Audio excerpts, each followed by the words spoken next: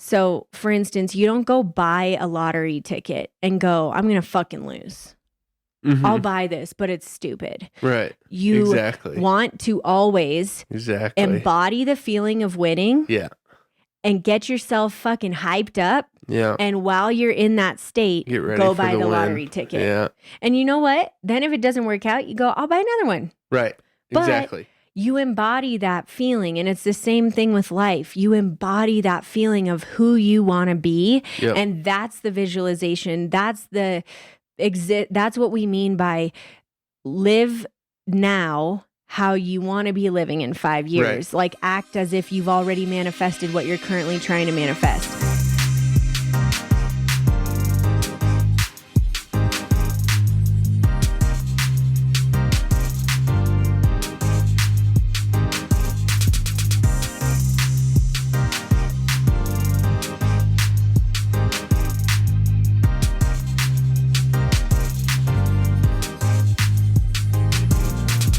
Welcome back, guys. This is part 2 of episode 20, aka episode 20 and a half. We are so excited to have you back. We have some really great content for you today. So in the way of goals, recognizing how to keep the faith and moving toward your ambitions, we are so excited to share all that we have for you today. So here we go.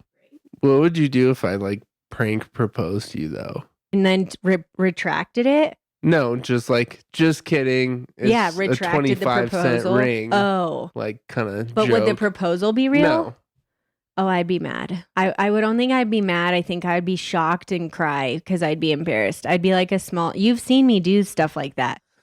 I'm like a small child where I'm like, yeah. Oh my God. Oh. I don't know. I think it's funny when you see viral videos of couples who prank each other and shit. I'm like, that would get old.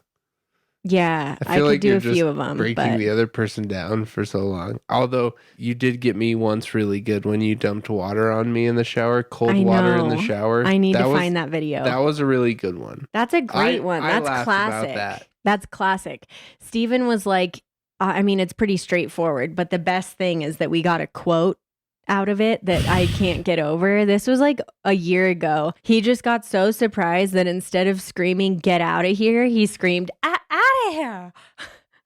Exactly like that. And the video was so short, it just went on repeat of out of here, out of here, out of here. So I don't know if you've ever had super cold water thrown on you in the shower, but pretty much any water that's not warm or hot when you're in the shower is super cold.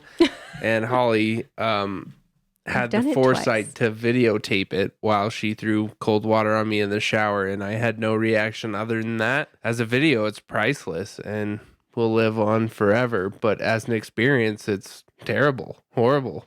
So go do that to your partner and figure out how strong your relationship really is. Mm-hmm. Also take a video and then send us that. Oh yeah, definitely take a video. I was really glad that I didn't get your hoo-ha in it so that I could keep the private parts out. Yeah, so that I could actually. Well, it would have ruined it. If, right. I couldn't post it. And then you got to cover it up. Yeah. Well, and then it's moving around. So how do you do that?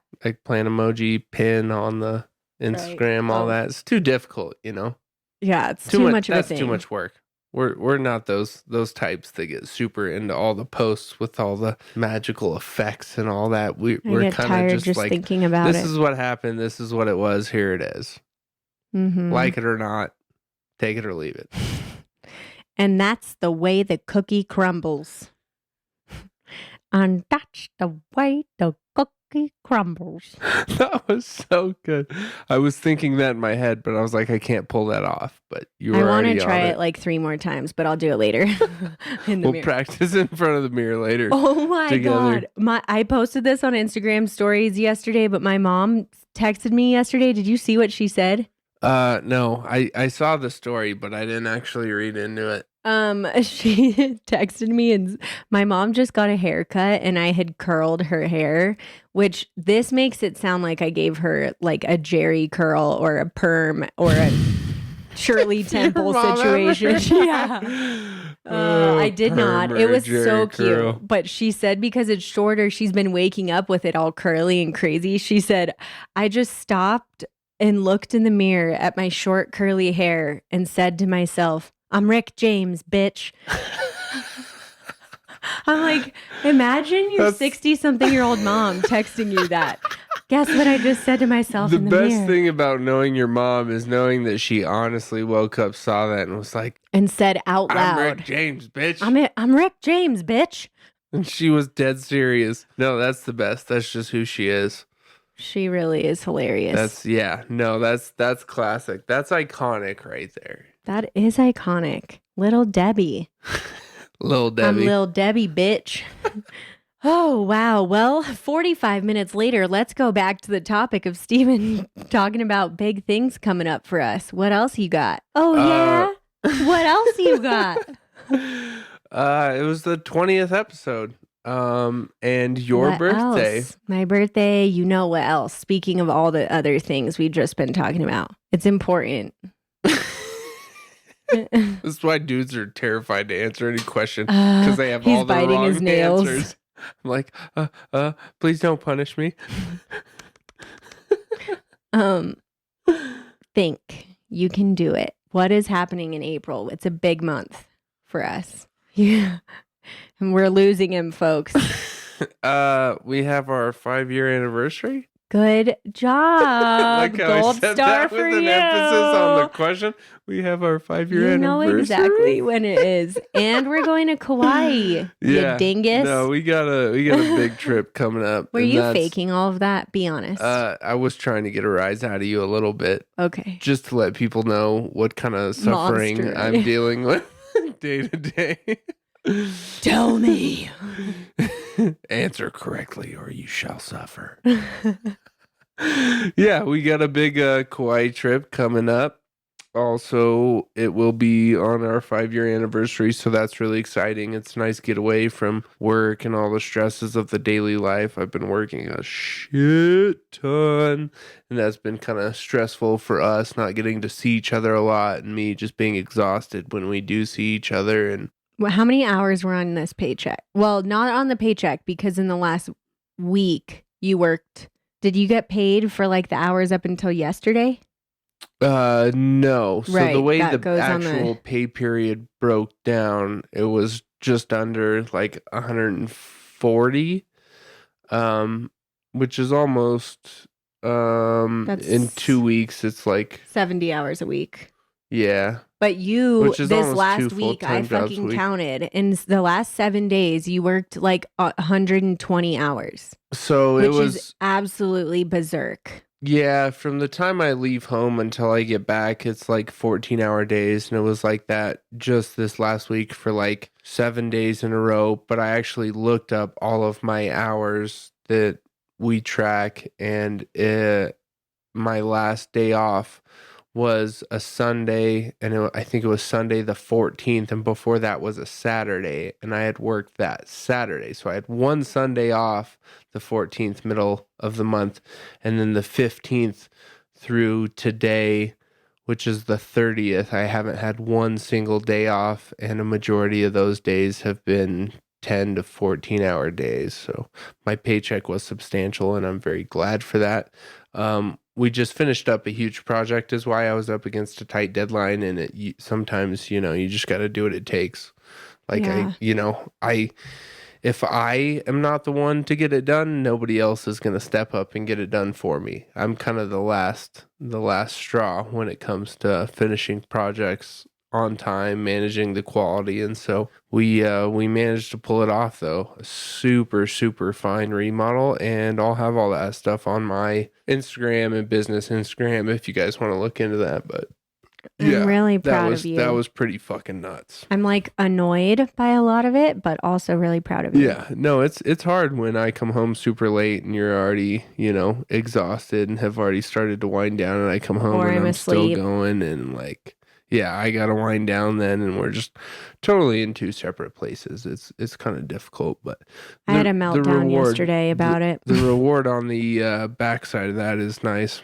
For me anyways, because financially it's super rewarding, and clients are happy if you make their deadlines, but the girlfriend isn't always happy. So yeah, but we're going shopping this weekend. And we're going to Kauai in a month. Yeah.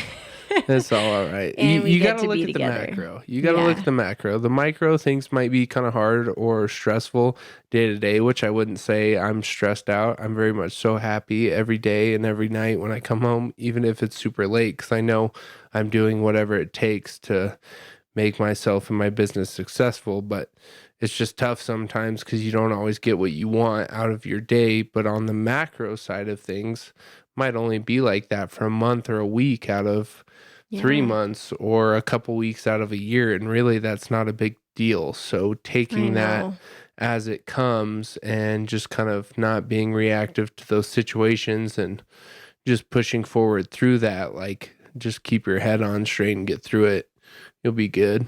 Yeah, we've talked about it before. Like, I really do feel that we're at a stage in our relationship. Like, I feel like I am the basketball wife that's like ride or die, like pre NBA career. You know what I mean? Mm-hmm. You're like about to get fucking drafted. It's like a no-brainer. You're going to be majorly successful, but I've been here for the last 5 years. Like, I'm going to be that bitch for life. Like, I'm here. And that way there's always like a loyalty between us. And also I get to see like, what you've gone through to come up. And I really feel that you're already like in the big leagues. You're really making it happen and you are reaping the rewards, not just financially, but your business is thriving and getting extreme recognition through our town. Like it's really nothing but up from here. I think I just sometimes get in my head about like, what if this is just the tip of the iceberg? Right. And then like, this is how it just is forever. Right. And I can't say anything because like, that's what's so tough about it. And I know you would, here's the thing, you wouldn't say anything to me if the roles were reversed. Mm-hmm. But I'm sitting here like, I want you to push, be successful, and have extreme ambitions because that's one of the most attractive things about you is that you're so ambitious. You have fucking goals and you meet your goals. You're not a shit talker. You're not like a striver. You are a dreamer that accomplishes your dreams and very quickly. You manifest shit left and right. And you have a very unique ability to like make shit happen and you're skilled at it. You know what the fuck you're doing. So I'm over here like, I could not be more proud. I feel so grateful that you are making shit happen for you and for us. You're building your life and our life.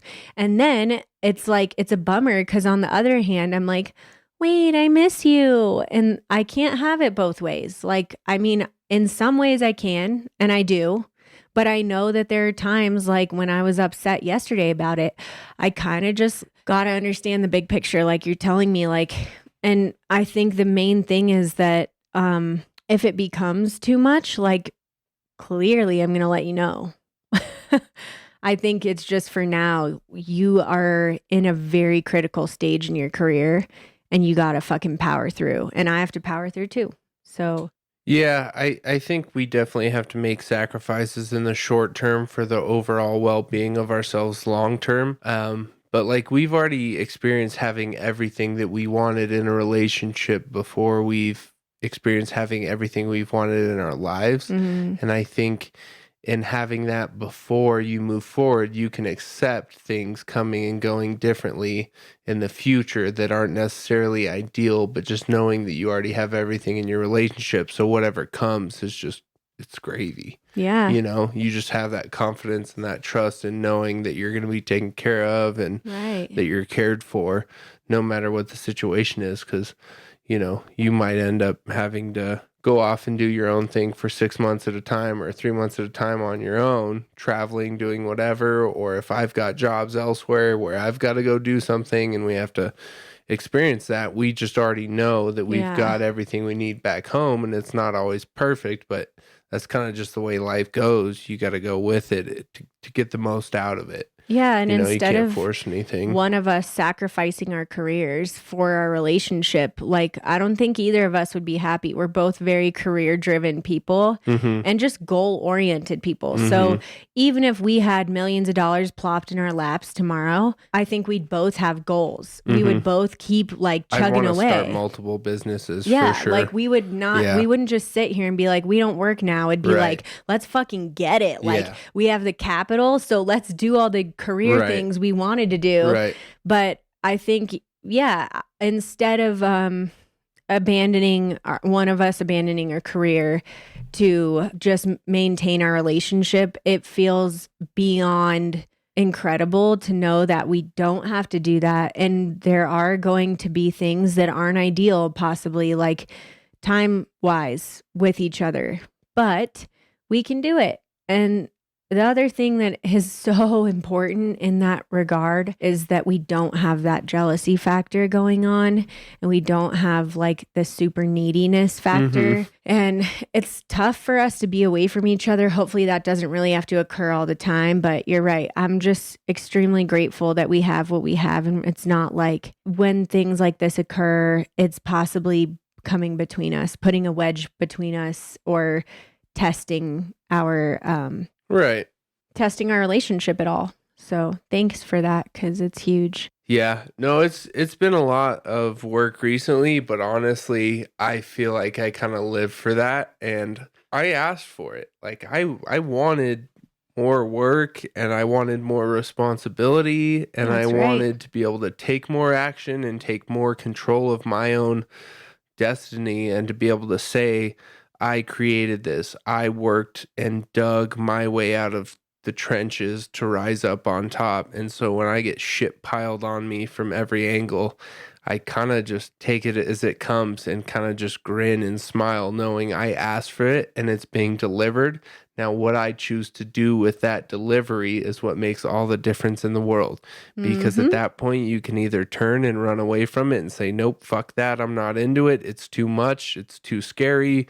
I'm not hungry enough. Or you can say, I'm going to fucking eat all of this and keep going on what's coming. So I feel really, really lucky that I've continuously put out, the mentality of, I want more work, I want more responsibility, I want a bigger business, and it's being delivered. And that me putting in 14-hour days, which honestly, on the grand scheme of things, isn't enormous. There's people out there who will shit on that. They'll work 16-hour days every day, just no question. There's people that work their fucking asses off just to make ends meet. Yeah, just to you're eat. Right. And so, like, when I'm working like that, I feel great at the end of the day. I come home to a nice place. I'm comfortable. I have a happy, loving girlfriend.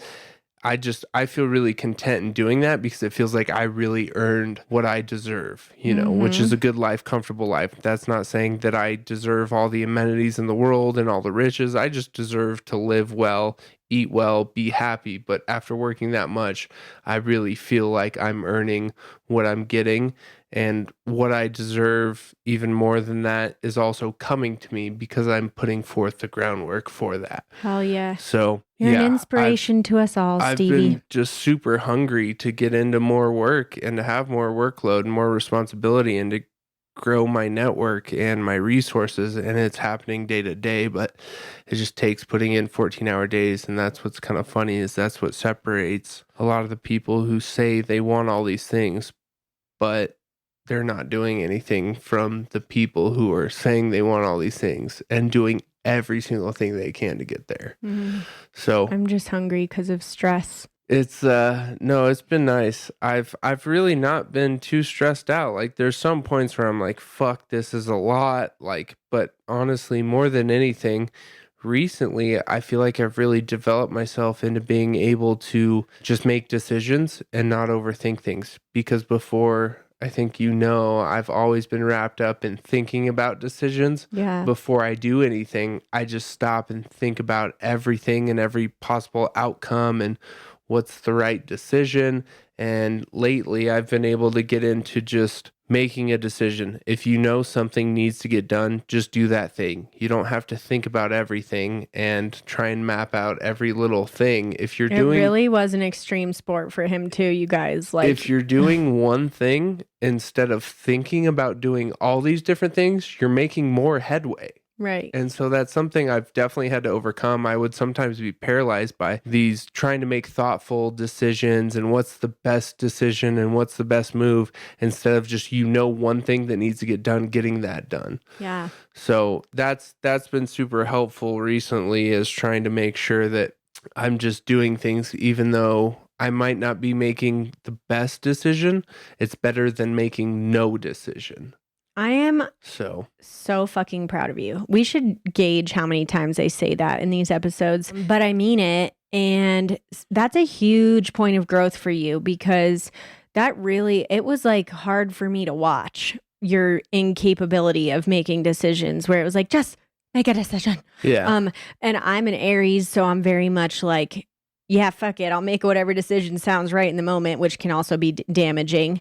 And you as the Libra are constantly weighing things out. And, it is the smarter way to go in a lot of times, but it's true. What you said was dead on. Like, making a decision is better than making, like, that might not be the best, is better than making no decision at all. I'm pretty sure Brene Brown talks about that in her like seminars on perfectionism and how paralyzing it can be. That was a cool sound you just made there. And yeah. Oh, there it goes again. It's fucking awesome. And I don't know. I'm working on being as proud of myself as I am of you. And soon, I bet I will be. Well, I think you have to accept every win as like a big win and just take losses as they come as a learning experience. Because for everything that I lose at, I know not to do it again. Because there's a lot of things with scheduling or with different materials. Like, I have to learn how to use a million different materials to figure out which ones are not right for certain jobs. And so at some point you have to know which ones are applicable in certain situations and when you can and can't use them. But you can't necessarily say that picking one time was a mistake or you fucked up. It's a lesson. You learn something and you can take that forward and know that you have information and ammunition now. I'm very excited to see you when you're like 40. I just can't believe like where you're at 26 years old. It's fucking mind blowing. Not only to me, but everyone else that meets you is like, holy shit, where did this guy come from? Like, you very clearly were a really advanced human being in the last few lives you've had. And now I feel like I can feel it in my bones that this is the life you showed up and said, I have gathered some motherfucking skills and I am ready to dish them out to the world. Like, you showed up and knew what the fuck you were and what the fuck you wanted. And you have been making it happen. You truly are Big Enigma. DJ Big Enigma. We're back, ladies and gentlemen. Welcome back. I have never met anyone like you. And that's like, I just feel so lucky every day that I get to be around such a big enig. That probably didn't sound that great. I love that. Not shorten it. That's indecent disclosure for you folks. You asked for it, you got it. I feel so fucking honored, but also like, I wish you could see yourself through my eyes, because it's like watching some superhuman force just like power through the world. And it's like, are you sure you don't have like some kind of super powers? Super pures. You got the super powers? Stuart? Well, I mean, to me, it's crazy because here's the thing. I think we all have a frame of reference from our youth and who we are as children and even young adults. We couldn't look at ourselves 5 years in the future, right? But we can look at ourselves 5 years in the past.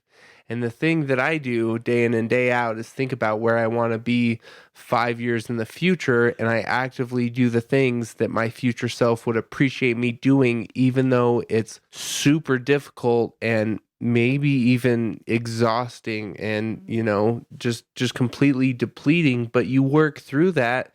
Think about yourself in 5 years. If you totally work your ass off completely, entirely, as hard as you can every day, day in and day out, from today until then, your future self is going to thank your past self so much. But like, you have to kind of suffer through those harder times to get to that next point. You have to kind of give some things up in the present to get what you want in the future.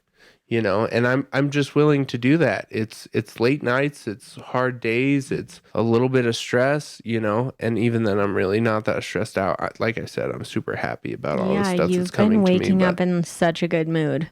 I usually coming home in such a good mood. Yeah. I mean, it's amazing for me. I don't have time for negativity or complaining. I really don't. Like I said, I asked for all of this. And I think that's one really, really important point. When you ask for a greater life, the universe is going to provide you opportunity. If you don't take advantage of that opportunity, you're not really asking for a better life. Yeah. You're just saying and thinking you want things, but not acting on that. And that completely negates you saying that you want a better life. The universe is going to understand that you don't really want a better life and you're complacent and content with where you're at, which is fine if you're happy. But I'm just saying, if you want a greater life, like, you got to go out and get it. It's not going to land in your lap. Yeah. I mean, I guess this doesn't totally align with what you're saying, but I saw a quote the other day that, it's pretty common to see stuff like this. That's like, act as if you already have what you're trying to manifest. Yeah.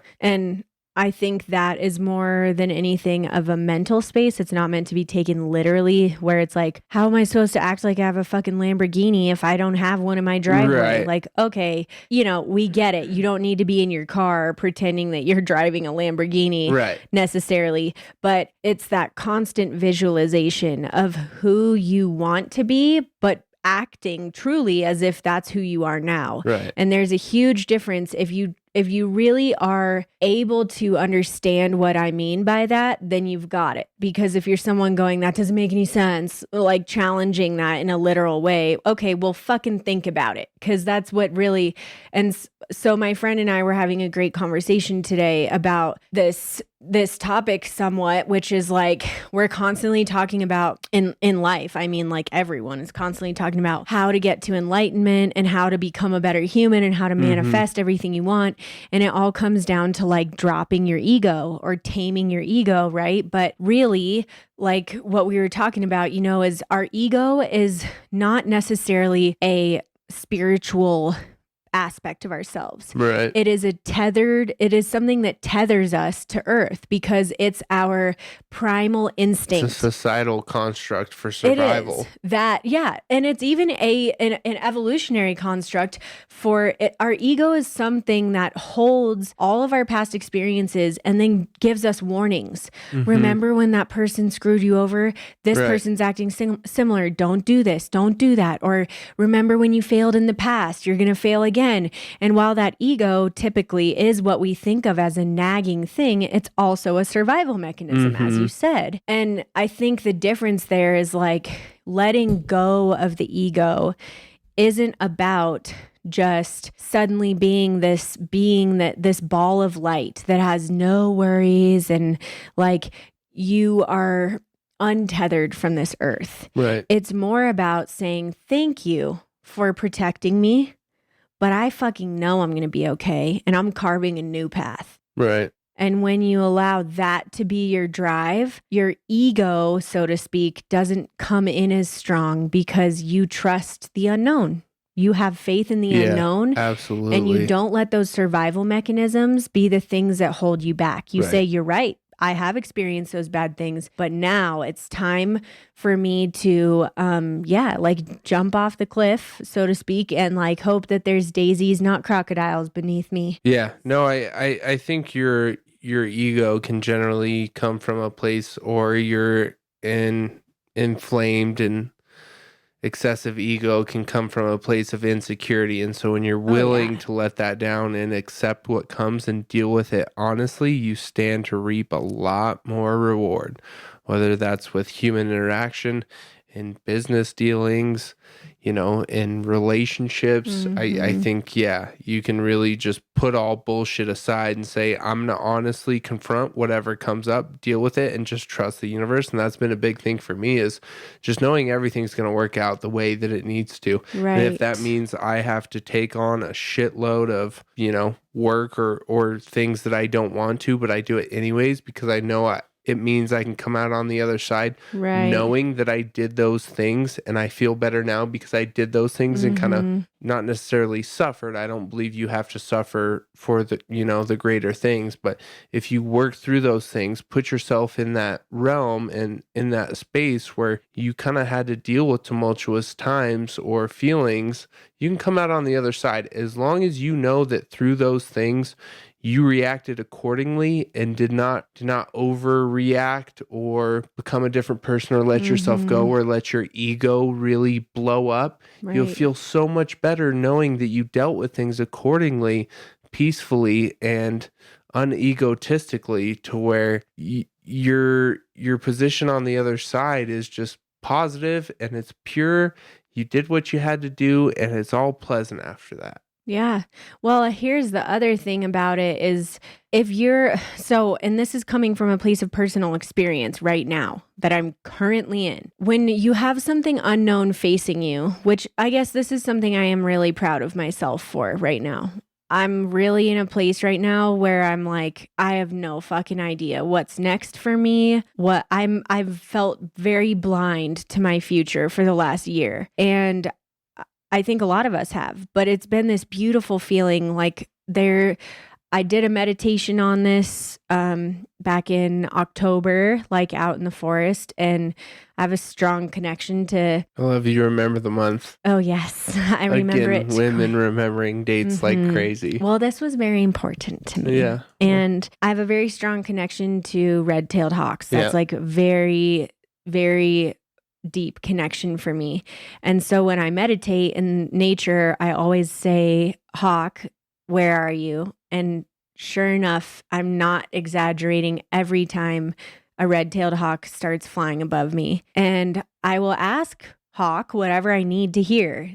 And what I did this day was I wasn't hearing anything from the angels I was asking to hear from. So I asked Hawk, and I wrote blindly in my journal, like just out of this meditation. I didn't think about it. I didn't edit. And what came out was, some things are so big that if you see them, you'll talk yourself out of them before they can manifest. Right.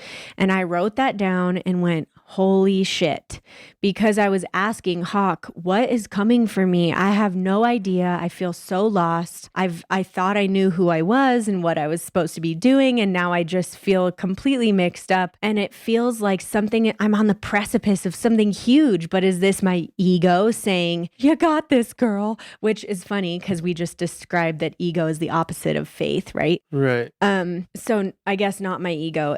Is it my faith saying, you've got this, just keep hanging on? And then my ego is coming in and doubting that, saying, you're being an idiot, go get another job, like, pay attention. Right. You're being really frivolous. Yeah, you're being frivolous and thinking this is all going to work out. So it's now been a year of this constant not knowing what the fuck is coming, yet hints of things are coming. And it's like, okay, oh wow, like things that are seemingly too good to be true and then keep unfolding. It's like, wow, it's still unfolding. And the truth is becoming known. And every single affirmation, reading, everything that comes up, messaging from hawks, my ancestors, like everything is like, keep waiting, hold the faith, hold steady. And that patience is so hard to have because it feels like I'm out in a desert, like watching the last bit of water dry up. Yeah. But I still am holding out faith that a big storm is coming. Yeah. And I'm camping beneath where a waterfall will be. And it's like the little one bit of water left is just half a mile away. You could get there pretty easily, but you're not going to be that fulfilled from it. And I'm holding out faith for this waterfall. But I know it's fucking coming. That rain is right around the corner and I'm so ready. And I think that's what I'm very proud of myself for, is like, and for you. we've both worked hard. We're not sitting here just like you especially, but we're not sitting here doing nothing. Like we're taking action. But even if you're taking action in a direction that you don't know exactly where it's going to lead, if it feels right, keep fucking going. Yeah. And if it feels wrong, okay, take another direction. Well, and I think what truly defines us is how we act in those times of opportunity and whether we really take advantage of that waterfall or if we're just okay with just going to that little drying up, pond that's going to eventually go away and then you're going to have to move to the next pond. Or when the waterfall comes, if you're really going to take advantage of that, make the most of that opportunity and continue to move forward, because think about how fulfilled you'll be with the waterfall versus the pond. And if you continue to take advantage of how fulfilling that waterfall is and moving forward with that and forward from that, you're never going to look back on a pond again. Right. And so people that are complacent and content with the pond, that's fine. Again, as long as you're happy, but sometimes you got to go too, for the waterfall. We're really, You do. Even if you fail and you lose, look to the next waterfall, not the pond. Right. I mean, that's and what I'm going we're to keep doing. using this. Like, that's what we're doing. I think it definitely feels really good. Sorry. We both got excited. Yeah. I'm going to keep letting this roll too, because I think another part of this that plays so well into it is when you are in a desperate situation, like out in the desert, you see that pond, you go, okay, I can get to it pretty quickly. It's going to be fucking hot to get there. I'm barefoot, but it's there. I can't wait around forever for this fucking waterfall. Even if God came down and told me, I swear to you, honey, it's going to be here. Right. Just wait, keep holding out. You're going to survive. You're going to be okay. And then you'll see. We have this human tendency to go, no, I got to do this, the survival one. Absolutely. But then when you're at the pond, you become so disillusioned because you haven't sustained enough. You haven't fulfilled yourself. You've gotten just enough to survive, but you're now hallucinating, right? So the pond is not anywhere in sight. There's heat waves coming up from the ground. You don't know which direction you came from. So suddenly you're stuck at this fucking pond and you missed your chance. And like you said, there's always going to be more things ahead. But like, I think everyone in that situation regrets not just holding out and trusting, having faith. So I think I'm the kind of person that would rather wait on a waterfall and end up losing and not having it come and learning from that and moving forward than chasing something that was way easier to get a hold of but less fulfilling, being less content with that thing. Same. I would rather go for broke. Like, I'm not a gambler. I won't go to a casino and go for broke and like throw my bank account down, because after that you're really fucked. But that's different. This is a game of faith. This is faith and trust that your path will always be. And even I would rather lose betting on a waterfall than find even a small stream. I would, because I'll pick myself back up again and I'll go chase the next waterfall and the next one and the next one. Without fail. What they say, right? Don't go chasing waterfalls. Don't go chasing waterfalls. Yeah, no, absolutely. Like, I would rather fail, trying to find my dream and making it a reality and force myself to have to get back up if I lose and figuring out something else, or changing my plan and strategy a little bit and then redoing it again and again and again, than just settling and being complacent and content. And I think that's super important. And if you're not doing that, like, figure out small ways to adjust your life so that you're more in line with that and pointing more towards that, so that your life path is headed in that direction. It doesn't have to be a dramatic change or a drastic difference. You don't have to quit your job and say, fuck that, I'm going to go be, a ballerina in, in the your Broadway 40s. shows of New York. I'm not saying go do that, but just slightly align yourself with the win a little bit more, because it's way more worth it. It's way more work, but it's way more worth it. Yeah. And on I guess I think we should probably end here. You guys are probably real tired of us. And probably had to split this to us one ramble. in two. We might. So to tie that together, as we talked about in the beginning, keeping that vision strong in your head, like that's the best thing you can do. And just, it reminds me in a way of like the gambling, where let's put it in the game of life though. So for instance, you don't go buy a lottery ticket and go, I'm going to fucking lose. Mm-hmm. I'll buy this, but it's stupid. Right. You want to always embody the feeling of winning. Yeah. And get yourself fucking hyped up. Yeah. And while you're in that state, go buy the lottery ticket. Yeah. And you know what? Then if it doesn't work out, you go, I'll buy another one. Right. Exactly. But you embody that feeling. And it's the same thing with life. You embody that feeling of who you want to be. Yep. And that's the visualization. That's what we mean by live now how you want to be living in 5 years. Right. Like act as if you've already manifested what you're currently trying to manifest. And you do that by embodying the feeling, right. Because there is no stronger way to attract what you want out of life than feeling in alignment. Absolutely. That is the way to be the middle of the magnet, I guess, that's like bringing everything in. So absolutely. Dress for the job you want, not the job you have. Yep. That's why I wear sweatpants. And that's why we wear matching tie-dye sweatpants and sweater. Yeah. Because we're fucking winners, all right? I am the big winners. Enigma. Yeah. Now we just need to find Holly's DJ name. Yeah. He is the big enigma. And I am something else that we'll find out on another time. Send us all your DJ names for yourselves, for Holly, all your band names. They have to be kind of off the wall, you know, something that's not, obvious. We're not actually trying here. They just happen. So just let it happen. Okay. Mm-hmm. And in the meantime, find us on Instagram, Indecent Disclosure Podcast, YouTube, Indecent Disclosure Podcast. Yep. Me at Stephen of Flagstaff, Holly White Health. And we'll just be looking forward to joining you next week. Don't forget to subscribe and give us a 5-star review, please. Love you guys. And enjoy the rest of your week. Ciao.